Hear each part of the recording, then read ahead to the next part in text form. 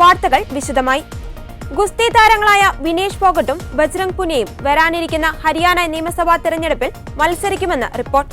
കോൺഗ്രസ് സ്ഥാനാർത്ഥികളായിട്ടായിരിക്കും ഇരുവരും ജനവിധി തേടുക. പാർട്ടിയിൽ അംഗത്വം സ്വീകരിക്കുന്നതിന് മുന്നോടിയായി ഇരുവരും പ്രതിപക്ഷ നേതാവ് രാഹുൽ ഗാന്ധിയുമായി കൂടിക്കാഴ്ച നടത്തി. കൂടിക്കാഴ്ചയുടെ ചിത്രങ്ങൾ കോൺഗ്രസ് ഔദ്യോഗികമായി പുറത്തുവിട്ടിട്ടുണ്ട്. ജുലാന സീറ്റിൽ വിനേഷ് ഫോഗട്ട് മത്സരിച്ചേക്കുമെന്നാണ് NDTV റിപ്പോർട്ട് ചെയ്യുന്നത്. അതേസമയം ബജ്രംഗ് പുനിയ ബാട്ട്ലി സീറ്റിൽ നിന്ന് ജനവിധി തേടിയേക്കും. വിനേഷ് ഫോഗട്ട് സജീവ രാഷ്ട്രീയത്തിലേക്ക് പ്രവേശിക്കാൻ ഒരുങ്ങുന്നതായി നേരത്തെ റിപ്പോർട്ടുകൾ ഉണ്ടായിരുന്നു. ഒളിമ്പിക്സിന് ശേഷം പാരീസിൽ നിന്ന് നാട്ടിലേക്ക് തിരിച്ചെത്തിയ താരത്തിന് ഉജ്ജ്വല സ്വീകരണമാണ് ലഭിച്ചത്. കോൺഗ്രസ് നേതാവും MPയുമായ ദീപേന്ദ്ര ഹൂഡയുടെ നേതൃത്വത്തിലായിരുന്നു വിനേഷിന് സ്വീകരണം നൽകിയത്.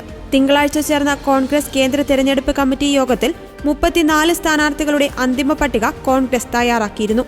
തുടർന്ന് ബുധനാഴ്ച കോൺഗ്രസിന്റെ സ്ഥാനാർത്ഥി പട്ടിക പൂർണ്ണമായും പുറത്തുവിടുമെന്ന് ഹരിയാനയുടെ ചുമതലയുള്ള IICC അംഗം ദീപക് ബാബരിയ വ്യക്തമാക്കി. കോൺഗ്രസ് ആം ആദ്മി പാർട്ടി സഖ്യസാധ്യതയുമായി ബന്ധപ്പെട്ട ചർച്ചകൾ പുരോഗമിക്കുന്നതിനിടെയാണ് ഇരുവരുടെയും പാർട്ടി പ്രവേശനം.